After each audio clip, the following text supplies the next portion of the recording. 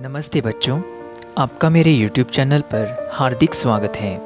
आज हम मुंशी प्रेमचंद जी के द्वारा लिखी गई कहानी बड़े घर की बेटी पढ़ने वाले हैं। तो आइए शुरू करते हैं। ठाकुर बेनी माधव सिंह गौरीपुर गांव के ज़मींदार और नंबरदार थे।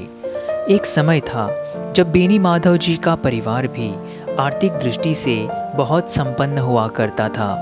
गांव का पक्का तालाब और मंदिर उनके पूर्वजों द्वारा बनवाया गया था, जिसकी मरम्मत भी अब बहुत कठिन थी। अब उनकी आर्थिक स्थिति पहले जैसे नहीं रही। ठाकुर बेनी माधव जी के दो बेटे थे। बड़े बेटे का नाम श्रीकंठ सिंह था। बड़ी लगन और परिश्रम करके उसने बीए तक की शिक्षा पूरी की थी। अब इलाहाबाद में एक कार्यालय में नौकरी करता था। अंग्रेजी डिग्री के अधिपति होने पर भी वो अंग्रेजी सामाजिक प्रथाओं के विशेष प्रेमी नहीं थे। संयुक्त परिवार को बहुत महत्व देते थे। गौरीपुर गांव में रामलीला की शुरुआत भी श्रीकंठ ने ही की थी। दशहरे के दिनों में श्रीकंठ बड़े उत्साह से रामलीला में शामिल होकर स्वयं किसी पात्र का अभिनय करते। गांव की महिलाओं का एकल परिवार में रहने की रुचि को वे जाति और देश को हानिकारक मानते थे। गांव की स्त्रियां इसी वजह से श्रीकंठ से बहुत नफरत करती थी। छोटे बेटे का नाम लाल बिहारी सिंह था। वे अशिक्षित थे, परंतु रूप रंग में श्रीकंठ से अधिक सुंदर थे और नियमित व्यायाम करके अपने शरीर को सुडौल बनाया था। स्वभाव से थोड़े गुस्सैल थे। सवेरे उठकर भैंस का 2 सेर ताज़ा दूध पिया करते थे। श्रीकंठ का विवाह आनंदी के साथ हुआ था। आनंदी ठाकुर भूप सिंह की चौथी बेटी थी। आनंदी का बचपन बड़े ही ऐशो आराम के साथ बीता था। आनंदी का परिवार आर्थिक दृष्टि से बहुत संपन्न था। एक दिन अपने द्वार पर नागरी प्रचारिणी का चंदा मांगने आए श्रीकंठ के विनम्र व्यवहार से प्रभावित होकर ठाकुर भूप सिंह ने आनंदी का हाथ श्रीकंठ के हाथ में दे दिया। विवाह के बाद जब आनंदी अपने नए घर में आई तो यहाँ का रूप रंग कुछ और ही था। न मकान में खिड़कियाँ थी, न ज़मीन पर पक्की फर्श थी और ना ही दीवार पर तस्वीरें थी। कुछ ही दिनों में आनंदी ने अपने आप को इस वातावरण में ढाल लिया। अब आनंदी ने इस परिवार को मन से अपना परिवार मान लिया और वो ये बिल्कुल भूल गई कि उसका बचपन कैसे सुख चैन से बीता था।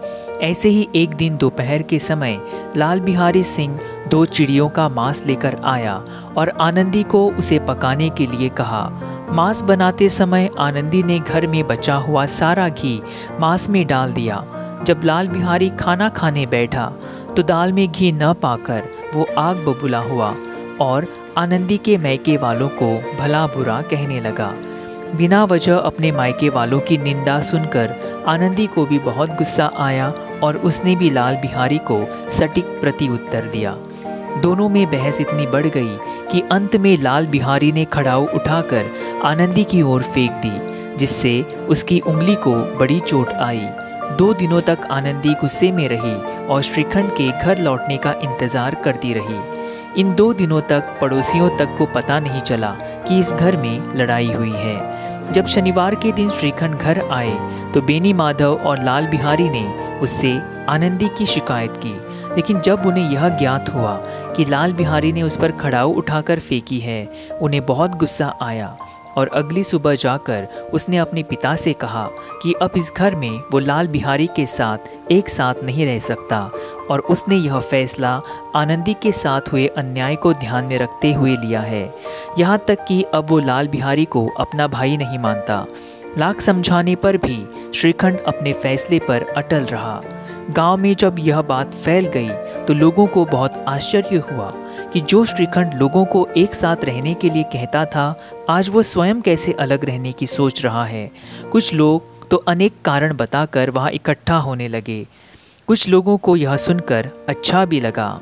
भाई के मुख से अपने विरुद्ध कड़वी बातें सुनकर लाल बिहारी पश्चाताप के आंसू रोने लगा। जितना आदर वो अपने भाई का करता था, उतना वो शायद अपने पिता का भी नहीं करता था।